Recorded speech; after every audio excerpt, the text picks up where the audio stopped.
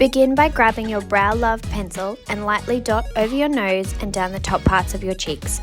Choose a shade that is a few shades darker than your natural skin colour to keep them looking as real as possible, but not too dark to avoid looking like you've taken a Sharpie to your face. Lightly use your finger to blend over the top.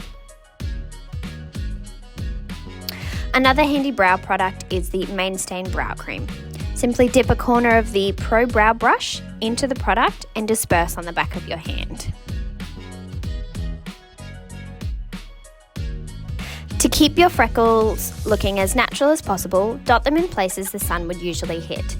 That's the bridge of the nose, down the sides of the nose and the tops of your cheeks.